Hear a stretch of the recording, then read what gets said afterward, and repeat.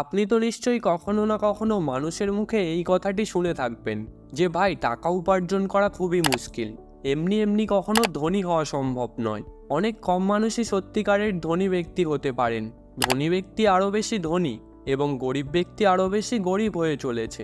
যাই হোক, মানুষের এই চিন্তাভাবনা একদম সঠিক, কারণ ধনী ব্যক্তিরা জানেন যে টাকা কিভাবে কাজ করে আর কিভাবেই বা টাকা ম্যানেজ করতে হয়, যেখানে গরিব মানুষরা শুধুমাত্র এটুকুই শেখে যে টাকা কিভাবে উপার্জন করা যায়। ধনী ব্যক্তিদের কাছে ফাইন্যান্সিয়াল নলেজ থাকে, কারণ তারা ফাইন্যান্সিয়াল দিক থেকে এডুকেটেড হয়ে থাকেন। আর এটা এই কারণেই হয় যে তারা নিজেদেরকে ফাইন্যান্সিয়ালি এডুকেটেড করে তোলার জন্য ফাইন্যান্সিয়াল বুকস পড়ে থাকেন। আর আপনি তো এটা নিশ্চয়ই জানেন যে ফাইন্যান্সিয়াল এডুকেশনের জন্য যে বইটি মানুষদের সব থেকে বেশি রেকমেন্ড করা হয় সেটি হলো rich dad poor dad by Robert Kiyosaki. কারণ ফাইন্যান্সিয়াল এডুকেশন নিয়ে তো অনেক লেখকই বই লিখেছেন, কিন্তু যে কনসেপ্টগুলি এই বইটিতে লেখা রয়েছে সেগুলি প্র্যাকটিক্যালি তো কাজ করেই, আর সাথে সাথে এই সমস্ত কনসেপ্টগুলি আপনি খুব সহজেই বুঝতে পারবেন। রিচ ড্যাড পুয়ার ড্যাড বইটিতে লেখক নিজের গল্পই বলেছেন। তিনি বলেন যে ছেলেবেলায় তিনি দুজনকে বাবা বলে ডাকতেন। একজন তার নিজের বাবা, যাকে তিনি পুয়ার ড্যাড বলতেন, আর একজন তার বন্ধু মাইকের বাবা, যাকে তিনি রিচ ড্যাড বলতেন। লেখকের যে পুয়ার ড্যাড ছিলেন তিনি খুব এডুকেটেড ছিলেন, আর তিনি একটি স্কুলে বাচ্চাদেরকে পড়াতেন, যেখানে তার রিচ ড্যাড শুধুমাত্র ক্লাস 8 পর্যন্তই পড়াশোনা করেছেন, কিন্তু তবুও তিনি নিজের বিজনেস করতেন। এখন একদিকে লেখকের নিজের বাবা, যিনি এতটা এডুকেটেড হওয়ার সত্ত্বেও ফাইন্যান্সিয়ালি স্ট্রাগল করছিলেন, আর অন্যদিকে লেখকের রিচ ড্যাড, যিনি এত কম পড়াশোনা জানার সত্ত্বেও তার বাবার থেকে বেশি ধনী ছিলেন। এমনটা এই কারণেই যে লেখকের রিচ ড্যাড টাকার মূল্য বুঝতে পেরেছিলেন। তিনি জানতে পেরেছিলেন যে টাকা কিভাবে কাজ করে। তারপর থেকে তিনি তার জীবনে যা কিছু শিখেছিলেন সেগুলি তিনি পুরো 20 বছর ধরেই লেখককে শিখিয়েছিলেন। আপনি মনে করতে পারেন যে এই বইটিতে লেখক তার ফাইন্যান্সিয়াল নলেজের সমস্ত জার্নি শেয়ার করেছেন, আর লেখক তার রিচ ড্যাডের কাছ থেকে টাকা সংক্রান্ত যা কিছু শিখেছিলেন সেই সমস্ত তথ্যগুলি আমি আপনাকে এই বইটির মাধ্যমে খুব সহজ ভাষায় জানাতে চলেছি। তাই বন্ধু, আজকের এই ভিডিওটি আপনার জন্য অনেকটাই স্পেশাল হতে চলেছে, তাই ভিডিওটি খুব মনোযোগ সহকারে দেখবেন। তো চলুন শুরু করা যাক আজকের video. Number 1, rich don't work for money, money work for them. লেখক বলেছেন যে আজকাল মানুষেরা এক ধরনের ট্র্যাপের মধ্যে ফেঁসে আছেন। তারা স্কুলে যান তাদের স্টাডি কমপ্লিট করার জন্য, আর স্টাডি কমপ্লিট হয়ে যাওয়ার পর তারা 9 to 5 জব খুঁজতে থাকেন, যেখান থেকে তারা একটি ভালো পরিমাণ স্যালারি পেতে পারেন। আর জব পাওয়ার পর তো তারা বিয়েও করে ফেলেন এবং নিজের বাকিটা জীবন শুধুমাত্র টাকা উপার্জন করতে করতেই কাটিয়ে দেন।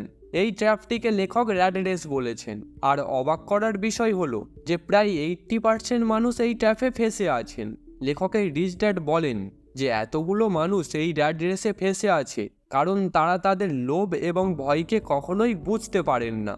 যে সমস্ত মানুষেরা গরিব মাইন্ডসেট নিয়ে থাকেন তাদের এটাই মনে হয় যে যদি তিনি অনেক টাকা উপার্জন করতে চান বা ধনী হতে চান তাহলে তাকে একটি হাই স্যালারির জব করতে হবে, আর যেখানে জব একটি লং টার্ম প্রবলেমের শর্ট টার্ম সলিউশন। কারণ জব করার ফলে আপনার ইনকাম তো বেড়ে যায়, কিন্তু সাথে সাথে আপনার খরচও বেড়ে যায়। লেখকের রিচ ড্যাড বলেন যে যাদের গরিব মেন্টালিটি হয়ে থাকে তারা টাকার পিছনে ঠিক এমনভাবেই ছোটেন যেমন একটি গাধা কোনো বাঁধা গাজরের পিছনে ছোটে, আর যেমনভাবে গাজর দেখিয়ে গাধাটির মালিক গাধাটিকে দিয়ে কাজ করিয়ে টাকা উপার্জন করেন, ঠিক তেমনভাবেই 9 to 5 জবে কোম্পানির বস তার এমপ্লয়ীদের দিয়ে কাজ করিয়ে নিজের প্রফিট আর্ন করেন।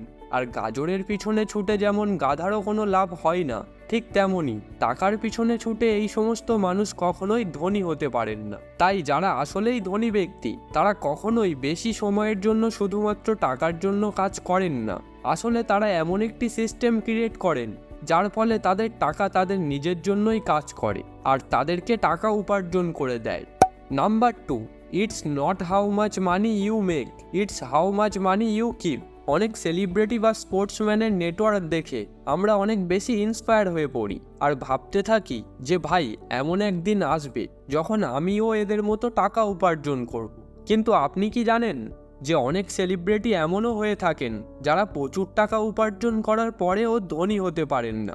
এমনটা এই কারণেই হয় যে তারা টাকা তো উপার্জন করতে পারেন কিন্তু নিজের ওই টাকাকে কিভাবে নিজের কাছে রাখতে হয় বা বলতে পারেন যে ওই টাকাকে কিভাবে ম্যানেজ করতে হয় তারা এটাই জানেন না।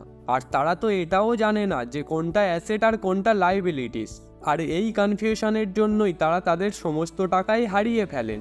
লেখকের রিচ ড্যাড এর একটি সিম্পল ডেফিনেশন দেন এবং বলেন যে অ্যাসেট ওইগুলি যেগুলি আপনাকে টাকা উপার্জন করে দেবে, কিন্তু লাইবিলিটিস ওইগুলি যেগুলি আপনার টাকা খরচ করাবে। যাই হোক, বেশিরভাগ মানুষ তো লাইবিলিটিসকেই অ্যাসেট মনে করে কিনে ফেলেন, যার ফলে ওই জিনিস তাকে টাকা উপার্জন করে দেওয়ার বদলে আরও বেশি টাকা খরচ করিয়ে ফেলে। উদাহরণের জন্য মনে করুন, লেখক বলেন যে অনেক মানুষ তো তাদের বাড়িকেই অ্যাসেট বলে মনে করেন, যেটা আসলে তাদের কাছে একটি লাইবিলিটিস হয়ে থাকে, কারণ তিনি তার নিজের বাড়িতে থাকেন আর যেখান থেকে তার কোনো টাকাই উপার্জন হয় না। আর সাথে সাথে বাড়ি তৈরির জন্য যে লোন নিয়ে থাকেন সেই লোনের ইএমআই তাকে প্রায় সারা জীবন ধরেই দিয়ে যেতে হয়। এখন এই ধরনের কন্ডিশনে আপনি যত টাকাই উপার্জন করেন না কেন তার কোনো কিছুই আপনার কাছে অবশিষ্ট থাকে না। তাই ধনী হওয়ার জন্য লেখক সবথেকে গুরুত্বপূর্ণ যে বিষয়টি বলেছেন, অ্যাসেট এবং লাইবিলিটিসের পার্থক্য ডিপলি বোঝা এবং যতটা সম্ভব অ্যাসেট তৈরি করা। Number 3, get in your business along with your job. বেশিরভাগ মানুষ কি করেন, নিজের মধ্যে প্রচুর স্কিল থাকার সত্ত্বেও নিজেকে একটি জবের মধ্যে বন্দি করে রাখেন। এর বাইরে তিনি আর কিছুই ভাবতে পারেন না। আর যদি তিনি কখনো নিজের বিজনেস করার কথা ভাবেন তখন তিনি সর্বপ্রথম তার জব থেকেই কুইট করেন। লেখক বলেছেন যে দেখুন, এটা সত্যি যে শুধুমাত্র জব করে আপনি কখনোই বেশি ধনী হতে পারবেন না, কিন্তু এর জন্য এটা একদমই জরুরি নয় যে আপনি একটি বিজনেস শুরু করছেন তাই তার জন্য নিজের কারেন্ট জবটিকে ছেড়ে দিতে হবে। শুরুতে আপনি আপনার জবের সাথে সাথেই নিজের বিজনেসটি চালাতে পারেন। তারপর যখন আপনার মনে হবে হ্যাঁ, আমার এই বিজনেস আমার জবের থেকে অনেক বেশি ইনকাম দিচ্ছে আর আমাকে এখন এখানে বেশি সময় দেওয়া উচিত, আর তখনই আপনি আপনার জব থেকে কুইট করতে পারেন। লেখকের রিচ ড্যাড তাকে বলেন যে যারা ধনী হন তারা কখনোই নিজেদেরকে কোনো একটি কাজের উপর ফোকাস করেন না, আসলে তারা তাদের ইনকাম সোর্স বাড়াতেই থাকেন। একবার ম্যাকডোনাল্ডের অনার রে ক্রুগ ইউনিভার্সিটি অফ টেক্সাসের কিছু স্টুডেন্টদেরকে জিজ্ঞাসা করেন যে বাচ্চারা বলো তো আমি কি বিজনেস করি। তখন প্রত্যেকটা স্টুডেন্ট হাসতে হাসতে বলে যে আরে স্যার, এটা কেমন প্রশ্ন, অবভিয়াসলি আপনি বার্গারের বিজনেস করেন। স্টুডেন্টদের উত্তর শুনে রে বলেন ভুল, আমার আসল বিজনেস বার্গার নয়, আমার আসল বিজনেস হলো রিয়েল এস্টেট, কারণ আমি আমার ম্যাকডোনাল্ড ফ্র্যাঞ্চাইজিকে সারা দুনিয়াতে ছড়িয়ে ফেলেছি আর যে সমস্ত মানুষেরা আমার ফ্র্যাঞ্চাইজি কেনে তাকে জমিও কিনতে হয়। ঠিক এমনভাবেই আমার বার্গার বিজনেস থেকে তো ইনকাম হয়, কিন্তু তার থেকে বেশি ইনকাম আমি আমার রিয়েল এস্টেট বিজনেস থেকেই করে থাকি। লেখক বলেন যে স্টক, বন্ড, ইন্টেলেকচুয়াল প্রপার্টি টাকা উপার্জন করার জন্য একটি খুব ভালো বিজনেস হতে পারে। প্রথমত, আপনি তো এখান থেকে প্রচুর টাকা উপার্জন করতে পারবেন এবং দ্বিতীয়ত এখানে আপনার বেশিক্ষণ সময়ও দিতে হবে না। কিন্তু একটা কথা যেটা আপনার সর্বদাই মনে রাখা উচিত, আপনার ওই বিজনেসটি করা উচিত যেটা আপনার পছন্দের। যদি আপনার অ্যাসেট বা বিজনেসটি আপনার পছন্দের না হয় তখন আপনি সেটার কোনো খেয়ালই রাখবেন না। Number 4, taxes are for poor and middle class people. আমরা সবাই এটা খুব ভালো করেই জানি যে ট্যাক্স দিতে কেউই পছন্দ করেন না, কিন্তু গভর্নমেন্টের রুলের জন্য সবাই ট্যাক্স দিয়ে থাকেন। যাই হোক, আমি আপনাকে বলে দিই, ট্যাক্সের হিস্ট্রি অনেক পুরনো। ট্যাক্সের কন্টেন্ট এই কারণেই আনা হয়েছিল যাতে মানুষের মধ্যে ধনী এবং গরিবের ভেদাভেদ দূর করা যায়।